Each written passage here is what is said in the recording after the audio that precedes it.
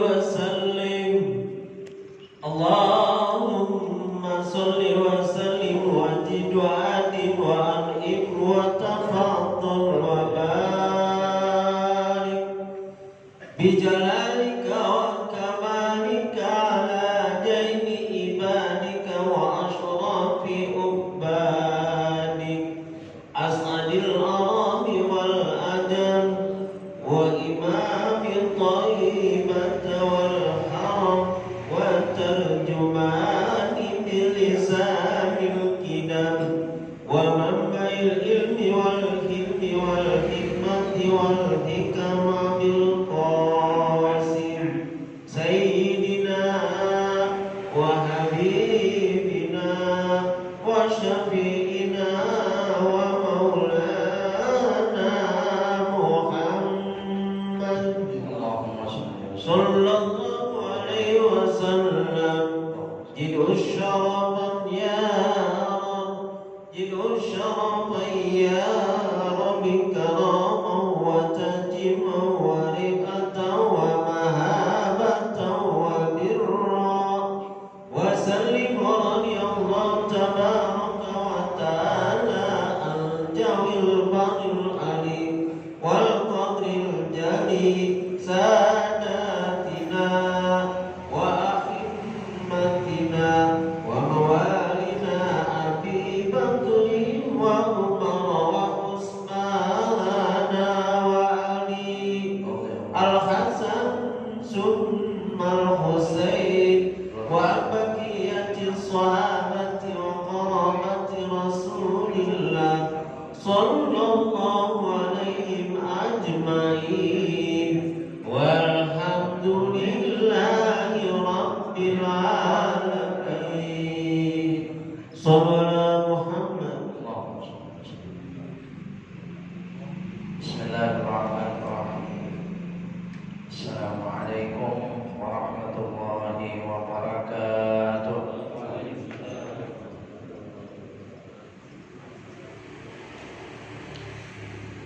Nastaftihul jalsata mithla ma nawahu ahluna wa aslafuna wa aba'una as-salihun. Allahu yudkhilu niyatina fi niyatihim wa a'malana fi a'malihim wa maqasidana fi maqasidihim. Al-Fatihah ila hadratin Nabi Muhammadin sallallahu alaihi wasallam wa ala alihi wa ashabihi wa azwajihi wa dhurriyyatihi wa ahli baitihi ajma'in. Thumma al-Fatihah ala niyati anna Allah al-Karim yaftahu alaina futuhal arifin wa yufaqqihuna fid din wa yu'allimuna at-ta'wil wa yahdina ila sawa'is sabil wa yufidu ala qulubina ma afadahu ala qulubi ibadihi as-salihin. Anna Allah al-Karim yarzuquna kamal al-ikhlas wal yaqin wa yaj'aluna min ibadihi al-muttaqin wa ala kulli niyatin as-salihah. Al-Fatihah. A'udzu billahi minasy syaithanir rajim. Bismillahirrahmanirrahim. Alhamdulillahi rabbil alamin arrahmanir rahim maliki yaumiddin iyyaka na'budu wa iyyaka nasta'in ihdinas siratal mustaqim صراط الذين أنعمت عليهم غير المغضوب عليهم ولا الضالين آمين. بسم الله الرحمن الرحيم. الحمد لله رب العالمين الذي أرشدنا وأمرنا إلى كل طاعته وامتثال أوامره والذي نهانا وزجرنا عن كل معصيته وكفره. أشهد أن لا إله إلا الله وحده لا شريك له إقرارا بربوبيته وبوحدانيته. وأشهد أن حبيبنا ونبينا محمدا عبده ورسوله اعترافا برسالته وبنبوته. اللهم صل وسلم على حبيبنا ونبينا محمد وعلى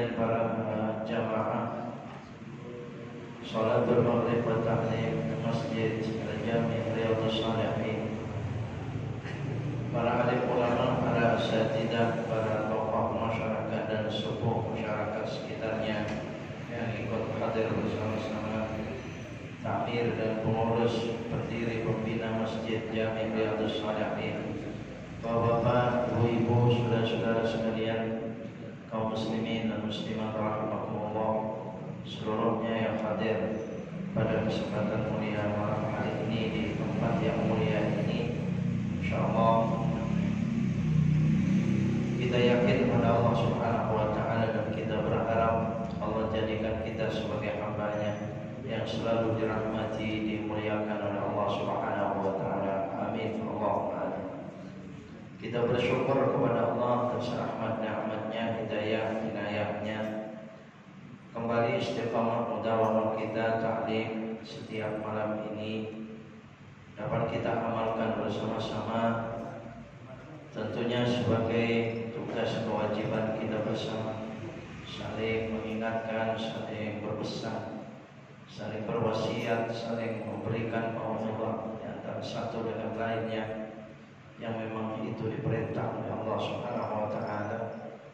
Kita melakukannya dengan penuh keikhlasan, berharap keridhaan Allah Subhanahu wa taala.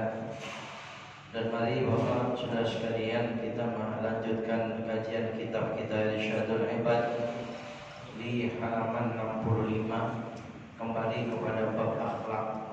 Karena Irsyadul Ibad kita selang-seling sebulan 2 kali. Itu yang pertama terkait dengan sholat sekarang itu. Kemudian berikutnya saya ambil separuh dari kitab ini, jadi separuh awal dan separuh akhir. Kita mulai daripada bab akhlak. Juga demikian dengan Fathul Qarib, ya. Jadi tidak satu bab terus menerus setiap pertemuan. Jadi ketemuan lagi bab ini sebulan. Yang pertama itu sholat ya 1 bulan. Hanya saja sepertinya terkait itu antara Fathul Qarib dengan Irsyadul Ibad sama-sama sholat, ya.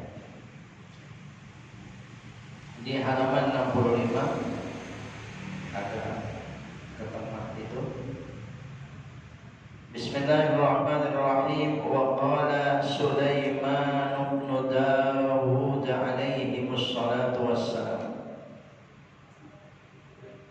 Telah berkata Nabi Sulaiman bin Daud alaihi wassalatu wassalam, semoga untuk mereka rahmat dan keselamatan dari Allah.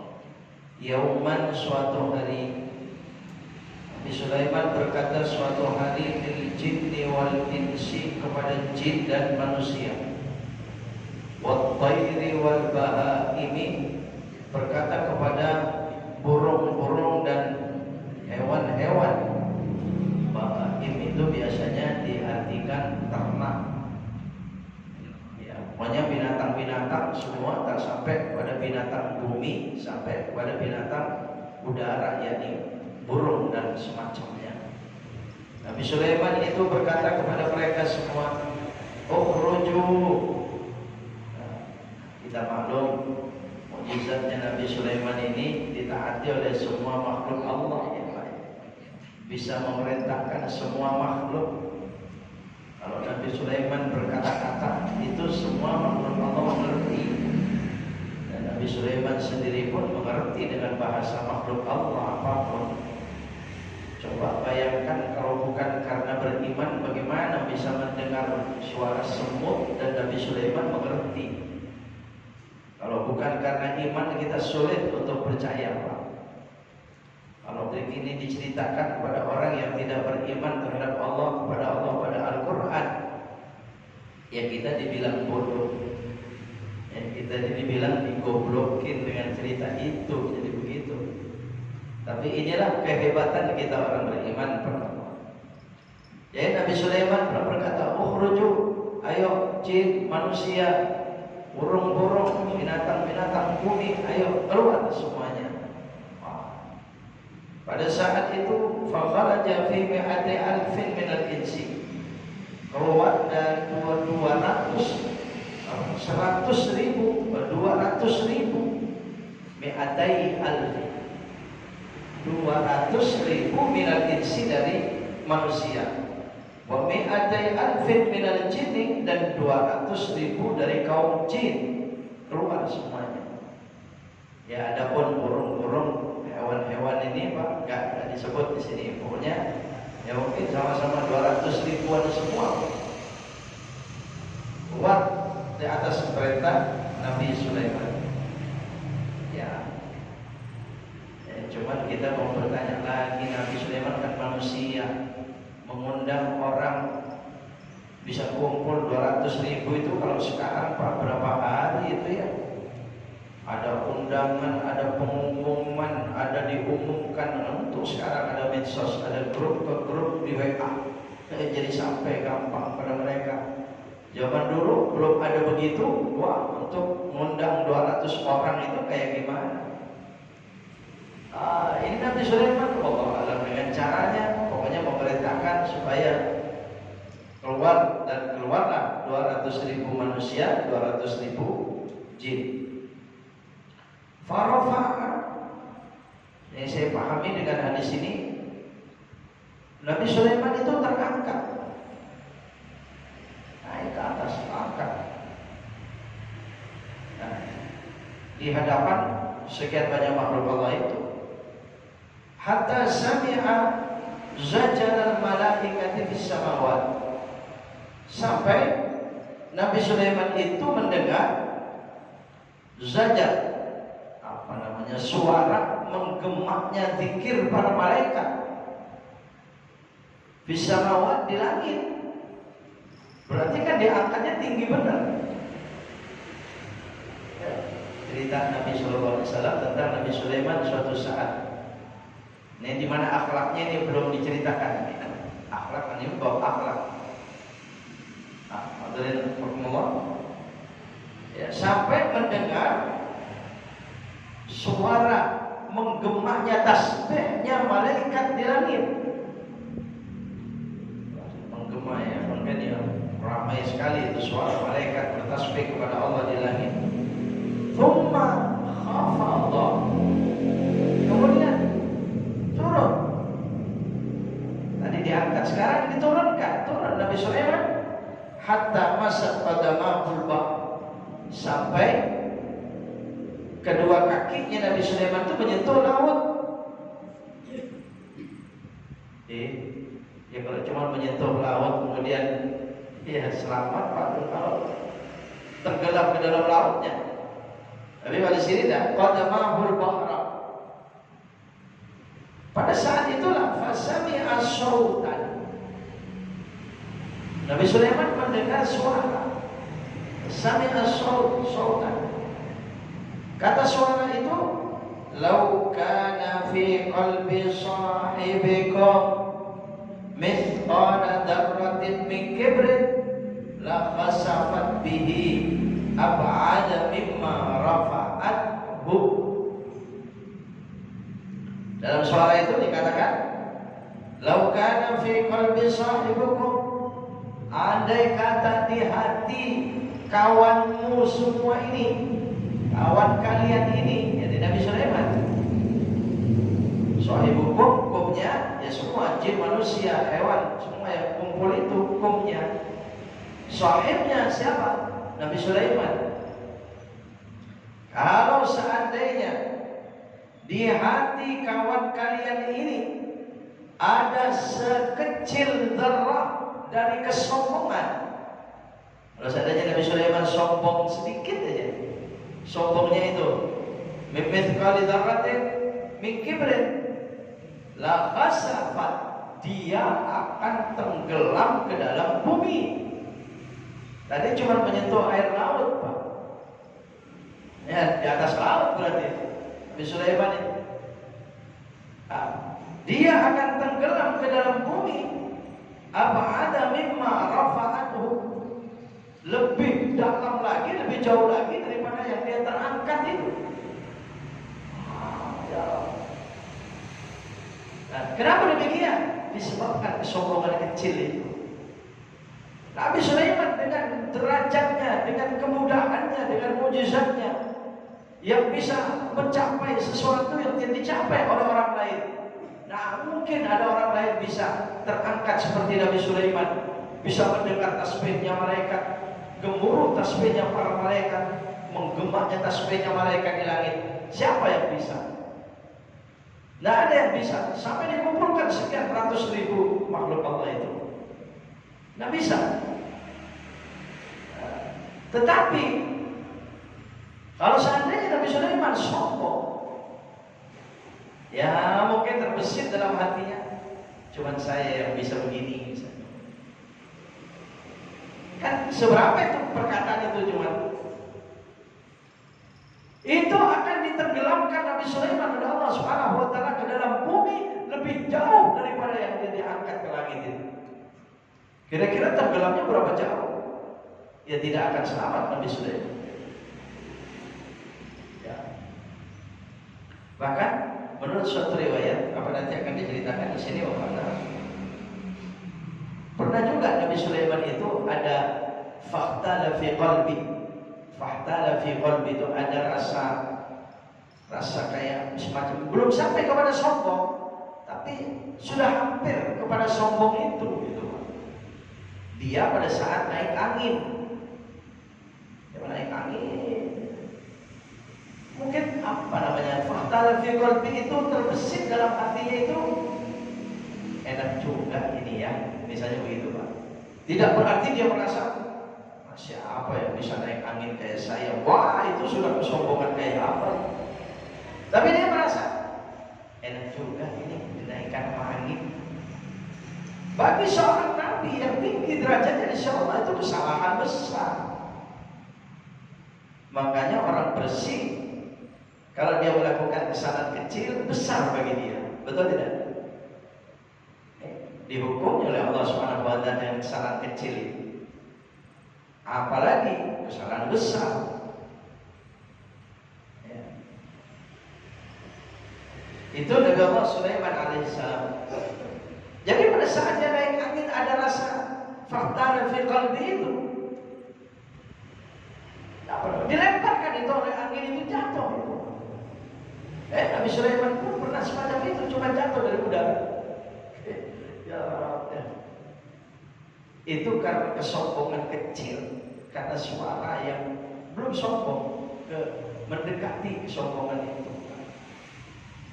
Makanya ya kalau ada pembahas semacam ini dalam hadis Nabi, kita ini kadang-kadang ya Allah, yang sulit itu menghindar suara-suara pikiran, suara hati kita semacam itu Pak. Rahimahullah ya. Sulit kadang-kadang kita menghindar. Ya Rabb ya. Ini Nabi Allah Sulaiman alaihissalam. Wa su'ila Sulaiman alaihissalam anis sayyi'ah allati la yanfa'u ma'aha hasanatun. Faqala al-kibru. Wa su'ila, dan pernah ditanya Nabi Sulaiman alaihissalam pun pernah ditanya anis sayyi'ati, tentang keburukan, allati la yanfa'u ma'aha, yang tidak akan berguna bersamanya, hasanatun, kebaikan. Ada keburukan, mestinya keburukan ini bisa ditutupi dengan kebaikan. Orang melakukan keburukan kan dianjurkan dia taubat, dia istighfar, iringi keburukannya itu dengan kebaikan, begitu kan? Wa atbi'is sayyi'atal hasanata tamhuha. Kalau kita mampu mengiringi keburukan, ketergelinciran kita itu dengan kebaikan, maka bisa jadi atau semoga saja keburukan itu dihapus, tidak dianggap dosa. Jadi kita sudah menutupnya dengan kebaikan. Tapi ini ada keburukan yang tidak bisa ditutup dengan kebaikan. Kebaikan tidak akan bermanfaat. Kalau dibawa ini bahasanya layan fa'umaha. Kalau layan fa' lebih parah lagi Bapak Saudara sekalian. Kebaikannya tidak akan bermanfaat. Apa itu? Faqala, Nabi Sulaiman menjawab, Al-kibru. Oh, kesombongan Pak. Luar biasa ya, karena memang tahu kita dikutuknya iblis itu kan karena kesombongannya. Betul tidak? Nabi Adam berdosa bukan karena kesombongannya, cuma karena kalahnya dengan godaan iblis itu. Makanya Bapak Saudara sekalian, orang melakukan kesalahan atau akhlak buruk itu ada dua sumbernya menurut Imam Abi Hamid Muhammad Al-Ghazali At-Tusi rahmatullah alaih. Jadi ada keburukan sumbernya kesombongan, ada keburukan sumbernya sifat. Begitu. Iblis melakukan kesalahan itu karena sombong. Nabi Adam sifat kemanusiaan.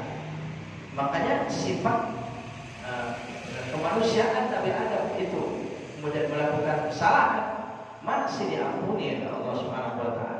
Sekalipun harus istighfar 300 tahun. Ya, masih diampuni. Iblis tidak bisa. Sekalipun bahkan iblis, ada kan riwayatnya itu Pak di Ihya Ulumuddin dia ceritakan itu. Ya, bahwasanya Nabi Musa dia minta kepada Nabi Musa, iblis ini ketemu dengan Nabi Musa, wahai Musa, ya, bilang kepada Allah, tolong kasih tahu kepada Allah, saya mau tobat. Oh, ya. Jadi iblis mau tobat itu benar itu Pak. Ya, iblis mau tobat. Nabi Musa munajat kepada Allah, ya Allah. Iblis mengatakan katanya mau tobat kepada engkau. Apa? Diperintah oleh Allah Subhanahu wa taala. Ya sudah, kalau mau tobat soal cari kuburan Nabi Adam, sujud dia sama kuburan Nabi Adam. Pernah diperintah begitu melalui Nabi Musa, cerita Nabi kita Muhammad SAW. Akhirnya disampaikan oleh Nabi Musa kepada iblis. Allah memerintahkan kamu itu supaya sujud kepada kuburan Nabi Adam. Apa jawaban iblis? Ya Musa, Adam masih hidup aja saya suruh sujud gak mau, apalagi kuburannya, suruh sujud sama kuburannya. Ya saya mah gak akan pernah mau. Coba kan kesombongan ini. Sombongnya iblis itu tinggi. Makanya tinggal kita lihat di dunia ini, di seluruh muka bumi ini, siapa turunan iblis? Orang-orang sombong. Apa saja yang disombongkan, apa saja, mau orang kaya sombong, itu orang kaya turunan iblis. Mau orang alim kalau sombong, itu orang alim turunan iblis.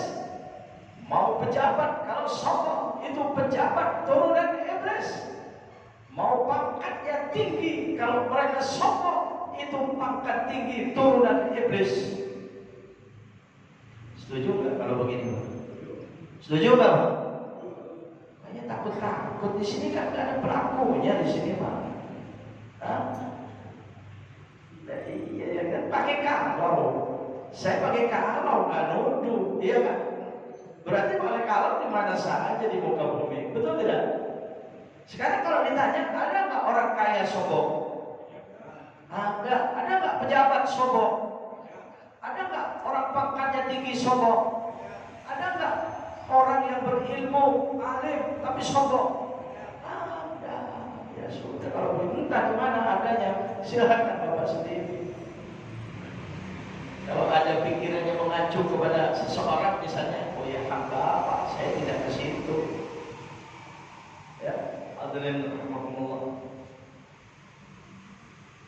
Turunan iblis itu kalau begitu Pak. Karena ini lihat jarak takabur itu sampai semacam itu, al-kibru, takabur itu tidak akan bermanfaat. Perbuatan baik, perbuatan baik tidak akan berguna.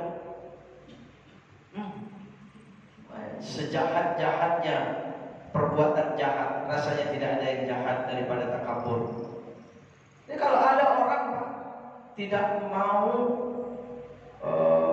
beriman pada Al-Quran, misalnya begitu, atau orang tidak mau salat, dia cuma sifatnya yang semacam itu, nuruti malas, ya mungkin dirayu banyak orang apa dan pengaruh kehidupan apa dan sebagainya Pak, dia nggak salat, maka dia tidak beriman pada.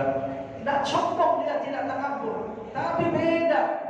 Kalau orang sudah nggak sholat karena sombongnya, jangan diharap dia suatu saat akan sholat. Kalau orang tadi masih bisa diharap. Makanya orang bersalah karena sifat bisa diharap hilangnya. Orang bersalah karena sombong tidak akan pernah bisa diharap hilang sifat salahnya, kesalahannya. Hadirin rahimahullah. Wa ruwiya anna Khulai'an min Bani Israil. Baca Khali juga boleh, Khulai juga boleh. Anna Khali'an min Bani Israil jalasa ila 'abidin yantafi'u bihi fa'anifa min majalisatihi wa taradahu, bukan wa tardihi, bisa juga wa tardihi dimatafkan kepada majalisatihi, min ada min, tapi tidak, itu wa taradahu fa'auha Allah ta'ala ila nabiyihim. Ya, suatu saat, suatu riwayat bahwasanya khali'an, khali' itu diartikan fasiqan. Khali'an ay fasiqan, bukan nama orang itu.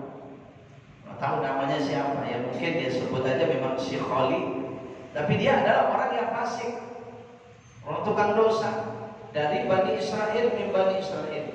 Tapi dia jalasa ila abidin, dia duduk datang ke hadapan seorang yang ahli ibadah. Orangnya ahli ibadah, abid, ahli ibadah, bahkan alim, dia ahli ibadah, alim. Yantafi'u bihi, yang dia itu ingin mengambil manfaat dari si abid ini. Ya orang itu, ya kan ada orang kadang-kadang Pak ibadah juga, dosa masih mau, ibadah mau, ya kan, pahala mau, dosa masih mau. Ketika ada majelis taklim dia masih mau duduk. Ketika melihat ada orang itu saleh itu duduk, dia datang ke hadapannya. Kemudian dia ingin ngobrol dengan orang itu, dia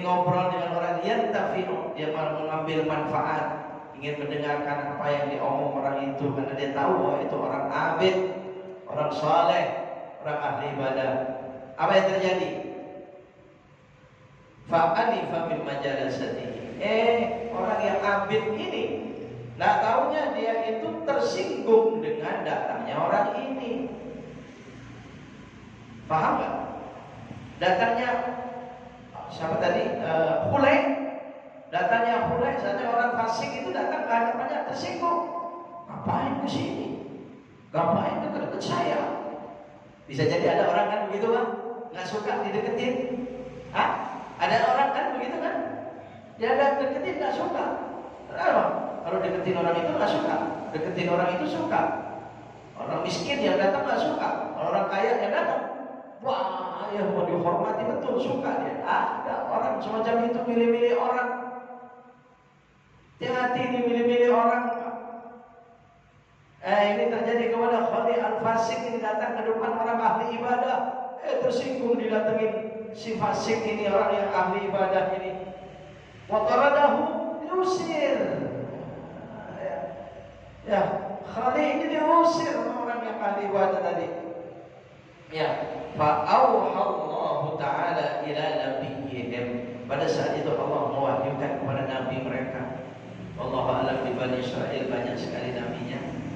Entah nabi siapa ini, pokoknya Allah mewahyukan kepada nabi mereka annahu ghafara lil khali', bahwasanya Allah telah mengampuni si fasik yang datang ini. Si fasik diampuni dosanya. Wa ahbata amalal 'abid, dihapus amal solehnya si abid. Coba sikapnya semacam itu pada orang fasik. Jangan, makanya kita orang beriman berkata siapapun yang berada di hadapan kita hormati. Betul tidak? Sekarang ini masih ada Pak, terlihat orang-orang ahli ibadah, rajin ke masjid, rajin sholat, salaman nggak mau. Ada nggak? Itu kalau ditanya begini, takut mau jawabnya Pak. Takut ada orang, ada pelakunya di sini Pak. Kalau ada pelakunya, saya panjangin ini penjelasannya. Iya kan? Salaman nggak mau. Begitu habis sholat, doa. Wah, saking takutnya disalamin sama samping kanan kirinya. Apa ini kira-kira? Ahmad dihapus itu doanya. Salaman dulu ke kanan, salaman dulu ke kiri, baru doa. Bukannya begitu Pak? Betul tidak? Takut terjadi semacam ini. Kenapa? Karena dia tahu dari sebelum sholat. Kalau sebelah kanan saya beda, bukan jamaah saya, bukan kelompok saya, ya? Bukan grup saya. Ngapain saya salaman? Masya Allah. Hati-hati saudara-saudaraku. Kalau ada yang sholat berjamaah, nunggu qomat baru ke masjid, habis salam langsung keluar. Kenapa itu? Kenapa itu? Saya tidak menuduh buruk karena tidak tahu hatinya. Betul tidak? Saya tidak menuduh buruk karena saya tidak tahu suara hatinya. Tapi kalau di situ ada kesombongan, jangan berharap Anda akan utama dengan sholat berjamaah masjidnya dan ibadah-ibadah Anda. Karena tadi dikatakan al-hasanatu la yanfa ma'al kibri. Kebaikan tidak akan berguna dengan kesombongan. Boleh nggak tegas begini Pak? Boleh nggak? Saya rasa saya tidak kasar. Kasar nggak? Beda dong kasar dengan tegas. Betul tidak? Ya, kalau saya maki-maki dia, jelek-jelekin dia, baru iya. Alhamdulillah. Ini kadang-kadang dia hati-hati juga dengan yang bicara ini Pak. Ngomong semacam itu, tepas, tinggi nadanya, apa, sombong nggak? Nah, ini hati-hati juga. Nanti yang disebutkan ada orang menghapus kemungkaran, tapi dia sendiri mungkar. Nggak sadar. Takut ini Pak. Naudzubillahi min dzalik. Saya ikhlas mengatakan karena Allah. Nggak ingin dipuji. Hebat itu Syukur Ghazali, mau Anda dan perlu gitu Pak. Dah, ya. Hadirin Allah. Ya cuman kan ada di tengah-tengah kita yang semacam itu. Mari. Mereka yang semacam itu sebenarnya kan bengkok, perlu diluruskan. Mereka bengkoknya tidak sadar. Ya mungkin yang terjadi merasa paling benar tadi, ya kan, paling benar saya, paling benar saya, itu salah. Allah ya Allah. Kalau ada yang semacam ini Pak, bukan akhlaknya al-mu'minun, akhlaknya al-mu'minin itu tidak seperti itu. Alhamdulillah. Ya, makanya saya rasanya kalau tangan saya dicium, salaman saya dicium, tangan saya rasanya ingin mencium lebih. Karena perintahnya semacam itu, cuma kadang-kadang ya situasinya kurang memungkinkan. Kadang-kadang begitu, mau siapa dia, nggak peduli siapa dia. Jadi pokoknya dengan semacamnya, ya akan dimasuki oleh iblis itu selembut mungkin. Sudah bisa diselamat dari kibir. Gimana nih kibir? Masuk lagi dengan cara yang lain, masuk lagi dengan cara yang lain.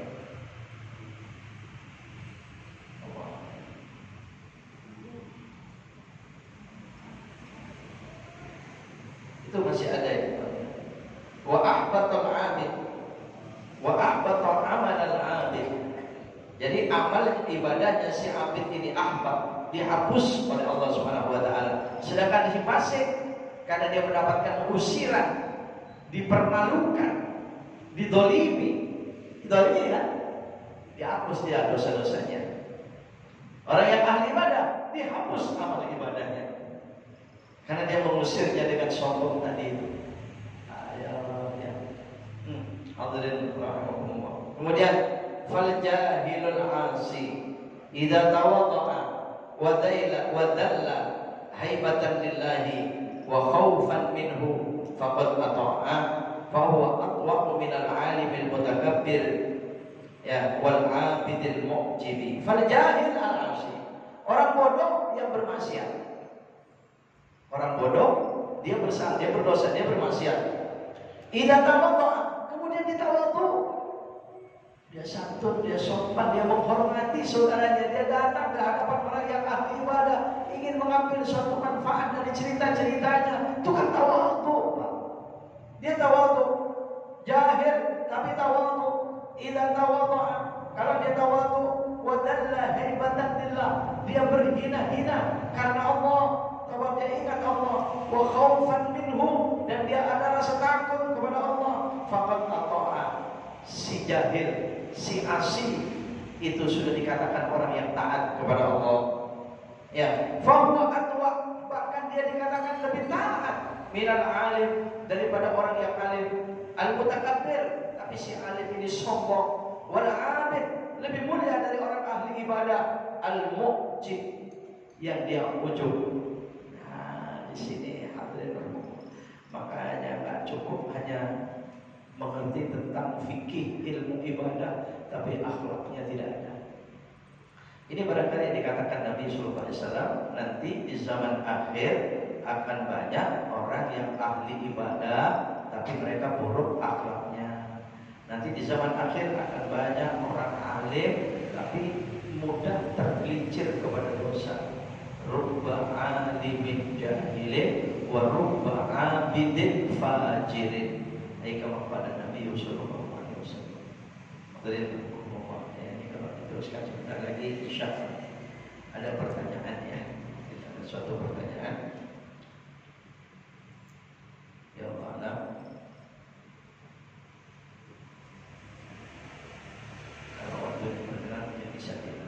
Ada suatu pertanyaan sekarang yang sampai pada saya ini tentang sholat qashar.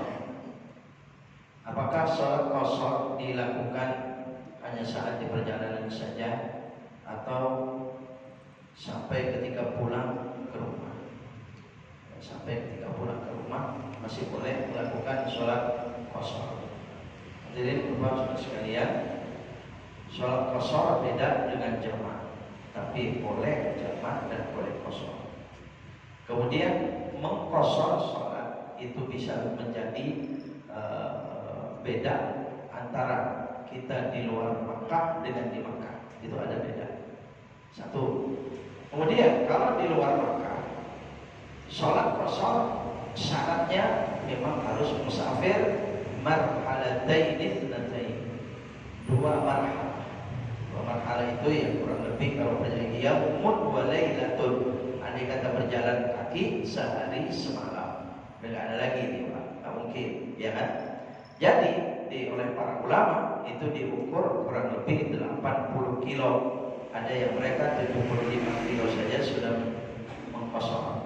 Tapi sempurnanya 80 kilo. Jadi kalau sudah 80 kilo baru di sana itu namanya status kita itu sudah musafir dan boleh melakukan rukhsah. Misalnya menjamak sholat tanpa qashar atau menjamak juga, mengqashar juga, atau cuma qashar saja tidak jamak, zuhur 2 rakaat, nanti asar 2 rakaat, malam nanti isya 2 rakaat, bisa. Atau memang dijamak juga, diqashar juga, ya. Nah itu Pak, lalu jadi menunggu sampai jarak itu. Wallahu a'lam. Kalau memang ya, kadang-kadang dalam fikih itu permasalahannya berbeda. Madhab-madhab pun juga demikian.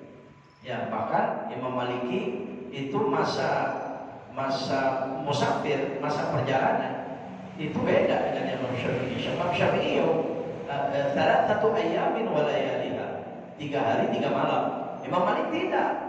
Selagi dia pergi berapa lama pun, kalau masih niat kembali, itu musafir di sana itu. Ya, jadi orang haji sebulan, kan pasti mereka ingin kembali kan. Ya, selama di sana ya musafir terus, qashar terus bisa. Cuma mereka nggak mau. Kenapa? Di Masjidil Haram 1 rakaat seperti 100.000 ya nggak mau. Pak. Iya, karena bacaan-bacaannya setiap 1 rakaatnya berapa itu? Akhirnya mereka nggak ada yang mau qashar kalau di Masjidil Haram.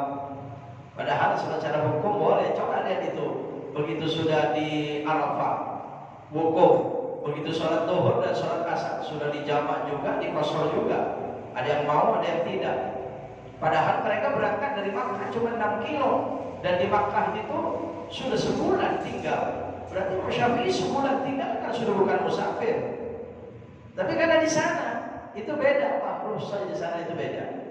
Dalam masjid Nabawi di Raudhah itu beda. Tahrim sholat itu berbeda. Ya nggak ada setelah subuh haram sholat, setelah asar haram sholat, nggak ada. Itu di luar sana. Ya, Pak. Jadi begitu sampai ke rumah sudah hilang masa kosornya, Pak. Ini kosor ya, bukan jamak. Kalau jamak di rumah masih boleh dengan sebab-sebab tertentu, tapi tidak kosor. Wah ini banjir ini, susah nanti sholat asarnya, saya rumah banjir begini. Udah ke masjid, sholat zuhur dan asar. Asar nanti walaupun di rumah nggak musafir, nggak usah sholat lagi, udah sholat jamak takdim asarnya. Maghrib dengan isya, isya dengan maghrib itu Pak boleh. Bahkan orang sakit, bahkan itu ada ijtihad ulama. Memang saking masyaqqahnya tajlibut taisir, berbalik kepada kemudahan itu, teman hati-hati Pak. Pengantenan aja sebenarnya boleh itu si pengantennya itu jamak. Karena begitu sulitnya untuk berwudu di waktu berikutnya, betul. Ya cobalah lakukan semacam itu. Tapi sebaiknya nanti kalau sudah normal, sebaiknya i'adah saja, diganti saja. Ya, sebagai ya mungkin tatomuan, sebagai untuk kesempurnaan.